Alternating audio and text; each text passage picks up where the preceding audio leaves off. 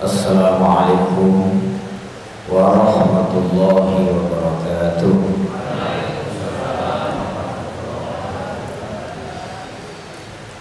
Alhamdulillahi rabbil alamin, wal aqibatu lil muttaqin, wassalatu wassalamu ala rasulihil amin wa ala alihi wa sahbihi ajma'in.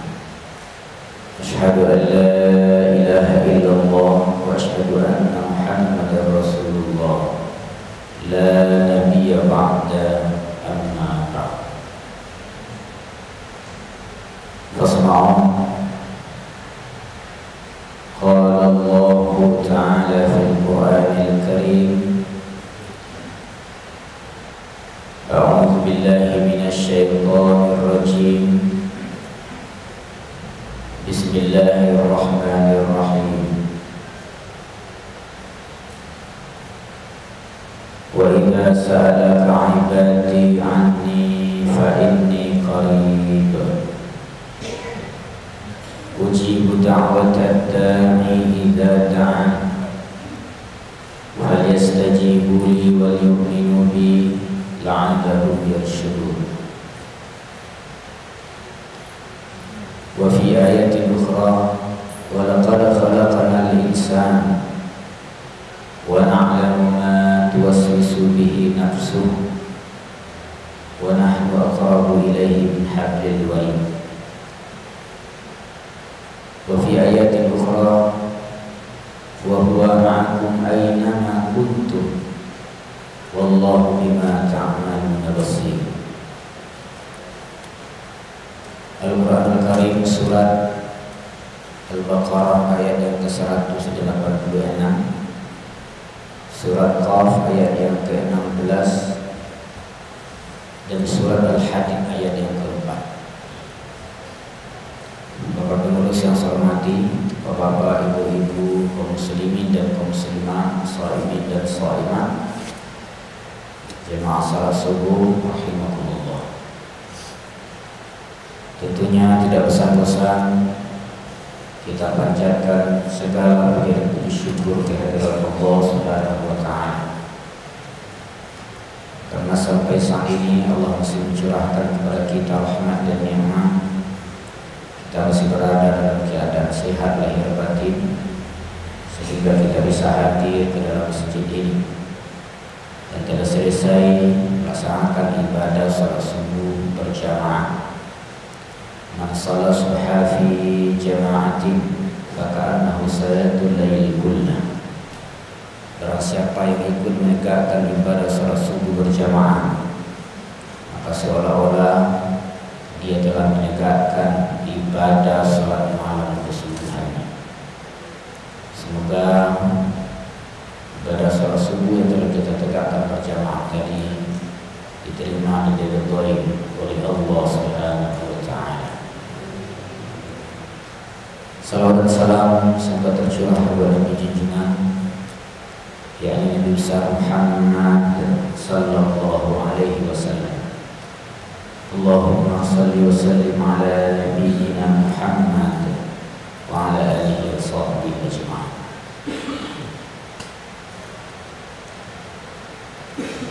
Bapak-bapak, ibu-ibu, kaum muslimin dan kaum muslimat yang dirahmati oleh Allah Subhanahu wa taala. Sesuatu hal yang wajib kita yakini dan kita tidak boleh meragukan sedikit pun adalah bahwa Allah Subhanahu wa taala itu ada. Keberadaannya meliputi seluruh alam dan memenuhi sekalian rongga. Keberadaan Allah Subhanahu wa taala tidak sama dengan keberadaan kita. Keberadaan kita di dunia ini itu berawal dan juga berujung kepada akhir. Sementara keberadaan Allah Subhanahu wa taala tidak berawal dan tidak berakhir. Dan dia kekal menurut akal kita. Atau dalam bahasa istilah agamanya disebut dengan baqa.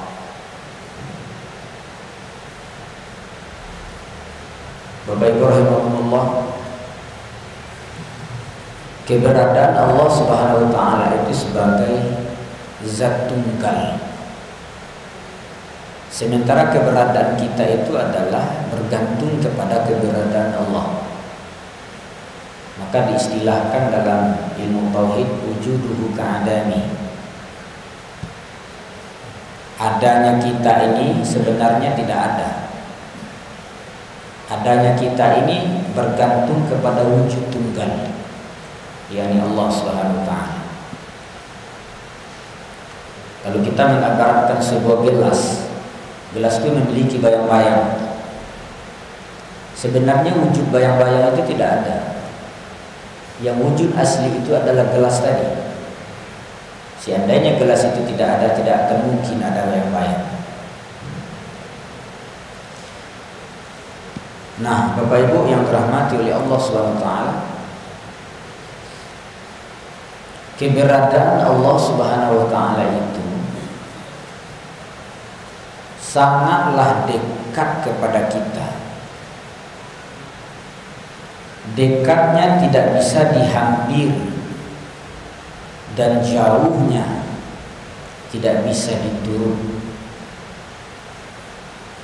Maka ada yang mengistilahkan keberadaan Allah itu transenden dan imanen. Dekatnya tidak bisa kita hampiri, jauhnya tidak bisa kita turun. Dari beberapa ayat yang kita bacakan tadi sebagai dalil bahwa Allah Subhanahu wa taala itu sangat dekat kepada kita. Kita baca di dalam surat Al-Baqarah ayat ke-186. Wa idza sa'alaka 'ibadi 'anni fa inni qarib. Apabila hambaku bertanya kepadamu tentangku, maka katakanlah aku sangat dekat. Qarib itu setimbang dengan fa'il bahasa Arab. Mubalaghah isim fa'il dengan kata lebih, sangat dekat.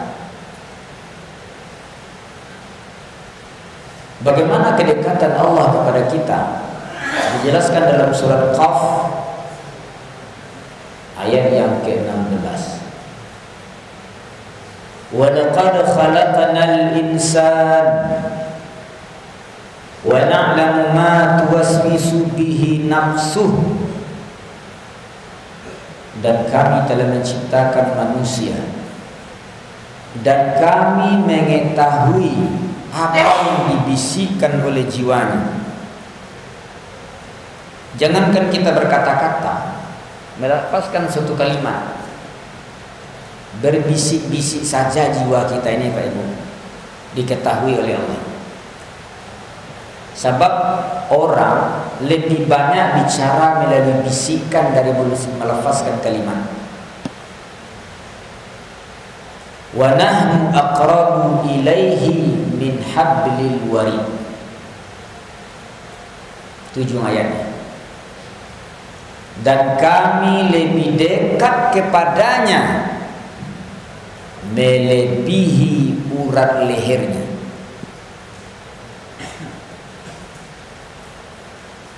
Jadi sungguh sangat dekat, melebihi urat leher. Ini ayat mengatakan. Kemudian juga ditegaskan di dalam surat Al-Hadid ayat 4. Wa huwa ma'akum aynama kuntum. Dan Allah itu selalu bersama. Aynama kuntum, di mana saja kalian berada. Wallahu bima ta'maluna basir. Dan Allah Subhanahu wa taala itu Maha melihat seluruh yang kalian lakukan.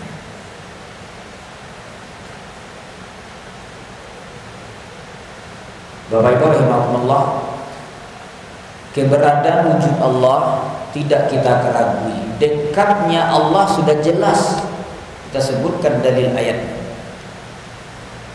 Yang menjadi permasalahannya adalah apakah kita merasakan kehadiran Allah, kedekatan Allah pada setiap pribadi muslim itu. Sebab kini banyak orang beragama tapi tidak bertuhan.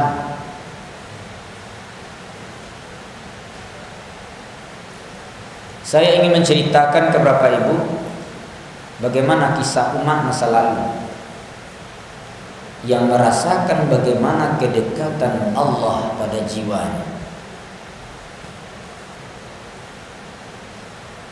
Ini terjadi pada zaman Umar bin Khattab radhiyallahu anhu menjadi khalifah.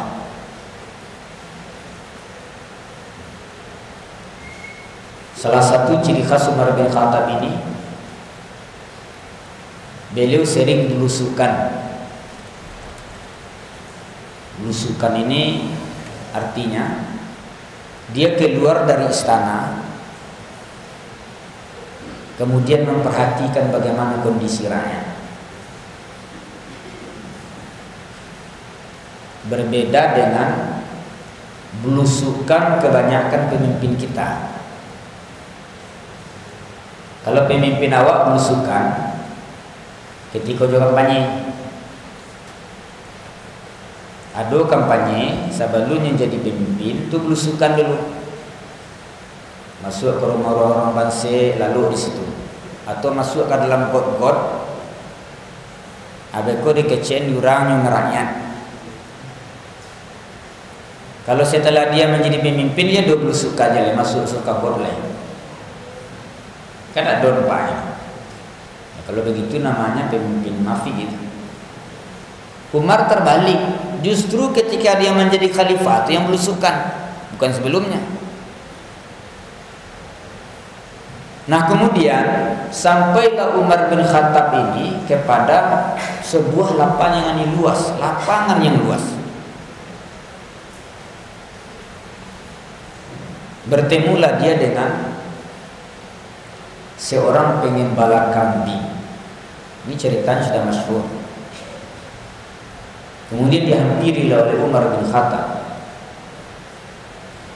Disapanya, diajaknya bercerita, berdialog.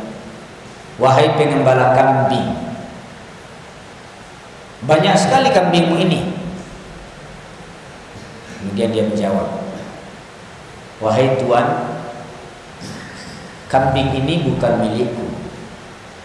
Kambing ini milik tuan saya. Saya hanya sebagai pengembala kambing. Kemudian Umar menguji sampai di mana kedekatan dia kepada Allah. Bagaimana kalau sekiranya saya beli kambingmu agak 1 ekor? Oh jangan tuan, kambing ini bukan milikku, mengapa aku menjualnya?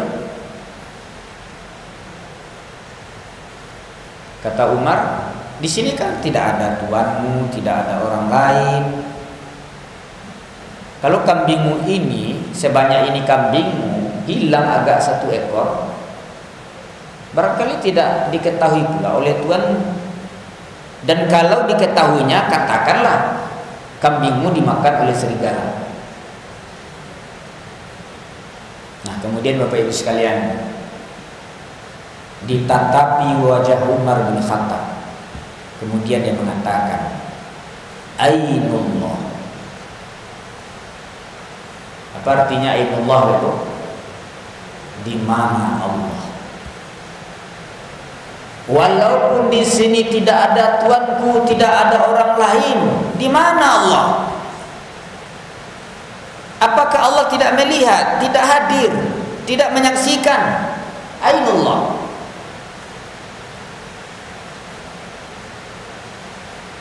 Mandanga ainullah itu Bapak Ibu, gemetar tubuh Umar, menangis, keluar air mata. Sebab Umar ini dia memiliki hati yang mudah tersentuh, walaupun dia tegas. Umar ini masuk Islam kan ketika mendengar anak adiknya membaca surat Toha, Toha ma anzalna 'alaikal Qur'ana litashqa, dan seterusnya. Tersentuh hati Umar, gemetar, menangis. Apa yang terbayang bagi Umar? Kok bisa seorang pengembala kambing di lapangan yang luas, tidak ada seorang pun menyaksikan, Allah bisa hadir dalam jiwa. Kemudian dicari tahu oleh Umar, siapa Tuhan? Kemudian Umar memerdekakan budak. Engkau hari ini merdeka dari perbudakan. Luar biasa. Nah, inilah namanya orang beragama dan bertuhan. Nah, kemudian cerita kedua juga terjadi pada masa Umar bin Khattab radhiyallahu anhu. Pada malam hari Umar keluar dari istana, belusukan memperhatikan bagaimana kondisi rakyat. Sebab kita bisa tahu bagaimana kesusahan rakyat kalau kita memperhatikan kondisinya. Nah, kemudian sampailah Umar kepada sebuah gubuk tua. Di gubuk itu ada seorang ibu dan anak gadis yang salehah. Dia bekerja sebagai tukang pembuat susu murni. Susu murni ini maksudnya susu tidak campur dengan air, susu murni. Yang biar air susu itu kan kalau susu itu, air susu itu dijual dari campur air. Nah, ketika itu terjadilah musim kemarau yang panjang, paceklik, sehingga susu-susu kambing itu sudah mulai berkurang. Kemudian ibu ini berkata kepada anak, itu didengar oleh Umar di sela-sela dinding rumah. Wahai anakku, susu kambing, susu ternak kita sudah mulai berkurang karena musim kemarau yang panjang, sehingga susu kita sedikit, kita tidak bisa menjualnya di pasar. Nah, supaya susu kita ini banyak, wahai anakku, campur dengan air, ya kan? Supaya susu kau banyak dicampur, ya iya. Tapi tidak murni lah. Kata anaknya yang salehah ini mengatakan kepada ibunya, jangan ibu, bukankah kita menjual susu murni? Kalau kita campur dengan air tidak murni lagi. Bukankah ini dilarang oleh Umar bin Khattab?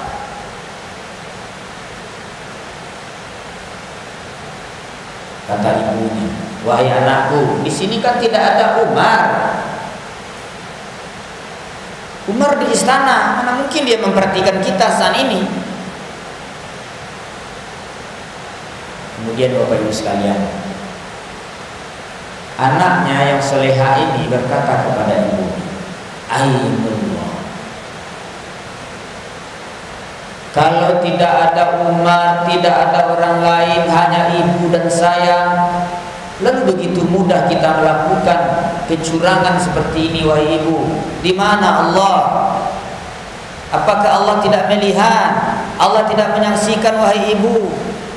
Allah tidak hadir saat ini. Itu kalau anaknya salehah. Kalau nak salehah tu patuh saja. Abara kali campur barembe, 2 embe, 3 embe jadi. Kalau anaknya tak salehah. Tapi anak yang salehah, ainullah. Jangan itu. Nah, dialog ibu dan anak itu didengar oleh umat dan berkesan sekali pada malam hari itu. Pergi dia ke istana. Ibu di istana itu pun anak-anak.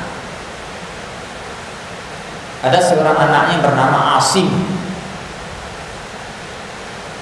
Dinikahkanlah Asim ini dengan seorang perempuan tukang penjual susu murni. Tidak ada begitu kita baca sejarahnya anak presiden menikah dengan tukang becak. Karena pernah kita saksikan. Umpamanya anak presiden itu gini, ini namanya menikahkan anaknya untuk tukang becak, menjual di kaki lima. Bagi Umar tolak ukurnya adalah agama. Dia bertauhid. Nah, luar biasa Bapak Ibu sekalian, dari garis keturunan Asim tadi lahirlah seorang pemimpin Islam yang adil. Namanya adalah Umar bin Abdul Aziz. Siapa Umar bin Abdul Aziz itu? Seorang pemimpin, seorang khalifah Bani Umayyah. Di masa pemerintahannya lah puncak kemegahan kemakmuran Khalifah Bani Umayyah. Dia hanya 2 tahun lebih menjadi khalifah. Tidak ada seorang pun di antara rakyatnya yang menerima zakat. Itu menunjukkan negeri sudah makmur.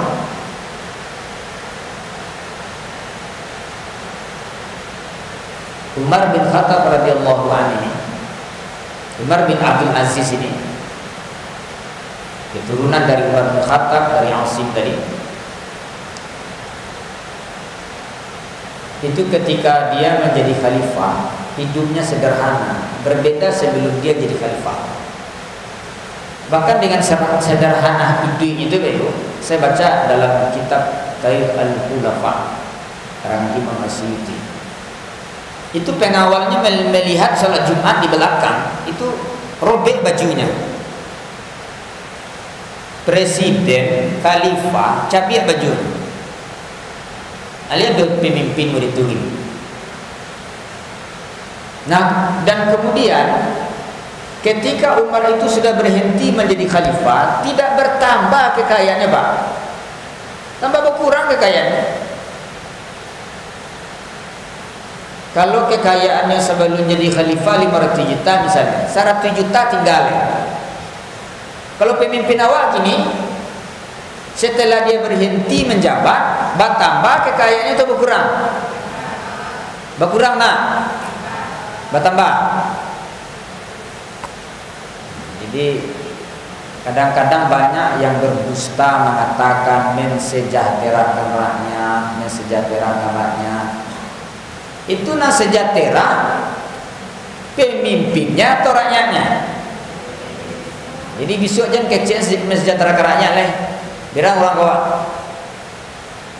Menjadi sejahtera itu pemimpinnya. Bertabu-tabu kekayaannya setelah dia berhenti menjabat.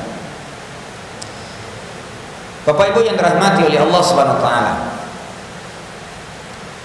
Saya ingin bawa kepada realitas kehidupan kita saat ini. Apakah Allah masih hadir bersama kita setiap saat, setiap langkah, setiap helaan nafas? Itu yang problemnya begini. Kau semayang Allah, kau saji Allah, puasa Allah. Tapi seluruh gerak hidup kita ini, apakah kita masih bersama Allah atau tidak?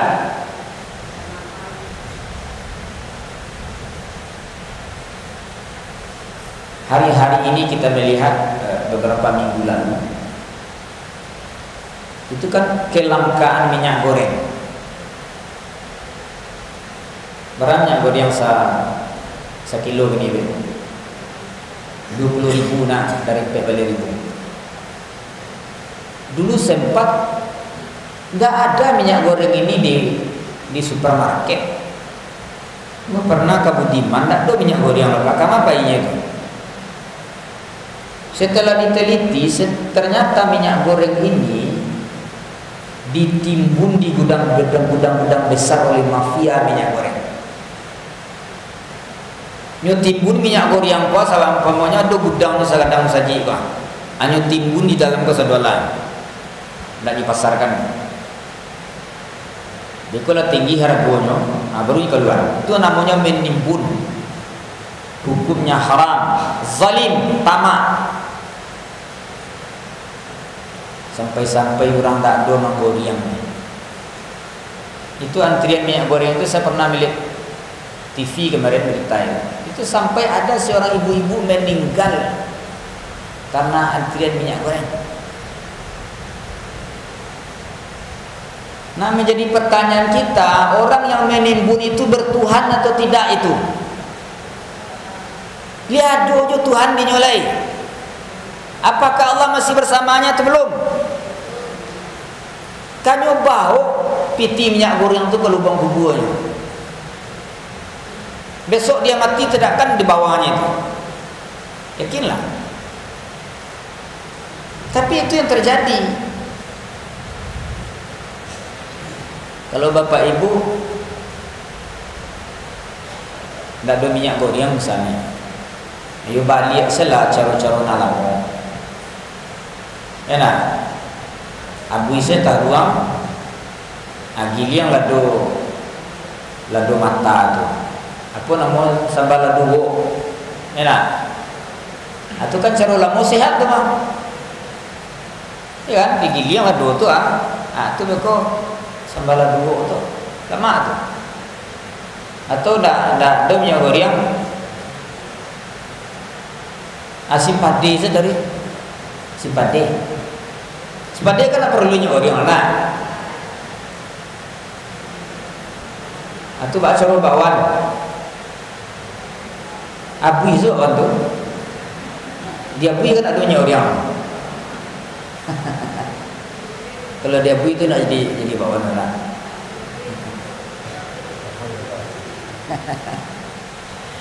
Jadi maksudnya Pak Ibu yang ingin kita sampaikan, banyak orang beragama, itulah caranya. Kezalimannya berlapis-lapis, kemaksiatan Bapak Ibu, ya kan? Kemaksiatan di bulan puasa kita salia, prostitusi manike-nike, orang mencari piti, penipuan segala macam, media sosial, akun orang diambilnya, menipu. Nah, bertuhan kan dia. Kalau kita caliannya lah agama apa Islam. Ada haji hajar masuk Panjaro, keluar Panjaro, masuk Panjaro balik. Disogok orang namu ayo. Itu berjilbab bawa kan. Masuk Panjaro. Itu seorang bupati mah tu disogok, baru ketahuan. Nak malukah seperti itu? Sampai di piti go baik. Piti ko sampai 5 gitu. Sakayu-kayu awak Bapak Ibu, bisu awak meninggal sakayu-kayu awak kah? 3 helai kain sini kau. Untuk apa mati-matian menipu?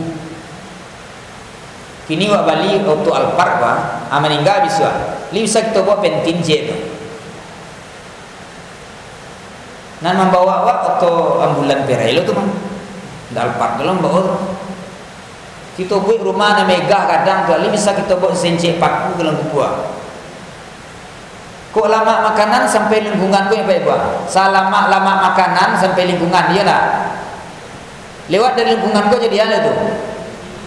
Kita pikir mana dunia tu. Itulah tamak lubah tadi. Tuhan dah hadir. Nah, Bapak Ibu yang saya hormati, kalau sekiranya kita menghadirkan Allah dalam seluruh gerak kehidupan ini, saya yakin dan percaya tidak akan ada kemaksiatan. Karena kita selalu diawasi. Ada CCTV. Kita bakar rajo di sebuah ruangan, ada CCTV tu. Balapis-lapis CCTV. Kira-kira Pak Ibu ini namuasi kita menyimpang dalam ruangan itu. Karena direkam. Kalau orang merasakan kehadiran Allah sebagaimana kehadiran melebihi CCTV, apakah penyimpangan kerajaannya? Tidak ada tim-tim pengawas, ya kan? Misalkan ada pemilu itu, ada kecurangan, ada tim pengawas pemilu namanya. Itulah maka itu sekali lagi saya tegaskan bahwa sekarang kita banyak beragama, tapi tidak bertuhan sama sekali. Di bulan puasa ini sebenarnya kita diajarkan oleh Allah bagaimana kita bisa dekat dengan Allah, bersama dengan Allah. Kita lihat dalam surah Al-Baqarah 186 tadi, itu kan berkaitan dengan ayat-ayat puasa. Kutiba alaikumusiyam 183, 186-nya begitu. Wa idza sa'alaka ibadi anni fa inni qarib. Karena di bulan puasa kok Bapak Ibu, kita berpuasa itu merasa dekat dengan Allah. Iya kan? Misalnya kita tinggal di rumah seorang, kita awi, hari paneh ku awi, ada air yang kena minum, ada nasi yang kena makan. Kira-kira Bapak Ibu, namu makan je minum tadi.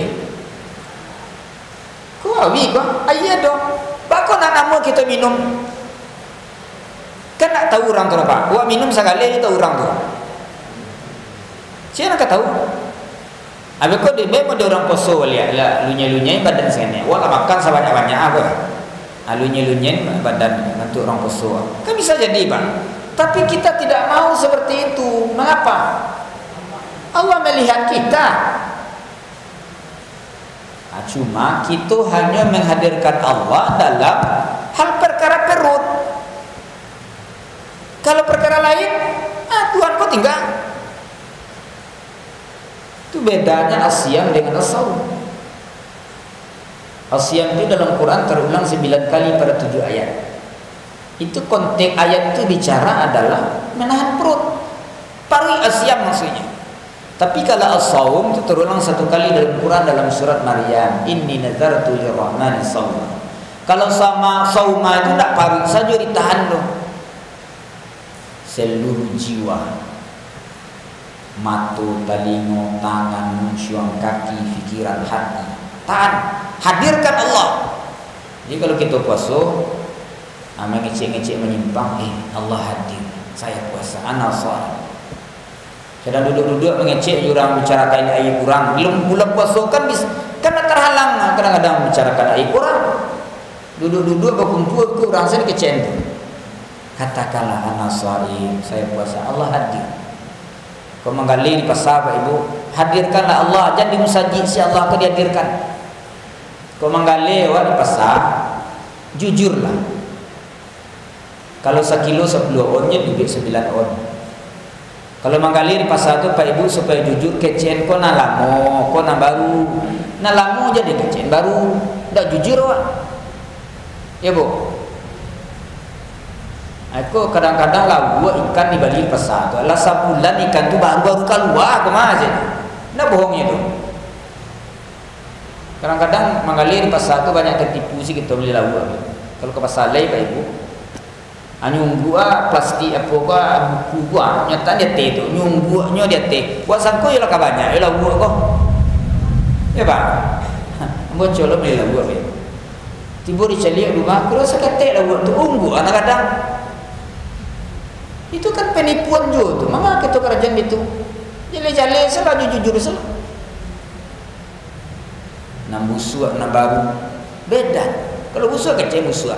Ndakkah kurang ke rasaki orang Bapak Ibu? Justru menipu orang tu mengurang rasaki. Kalau tertipu orang sekali nak mau tipu sampai awal.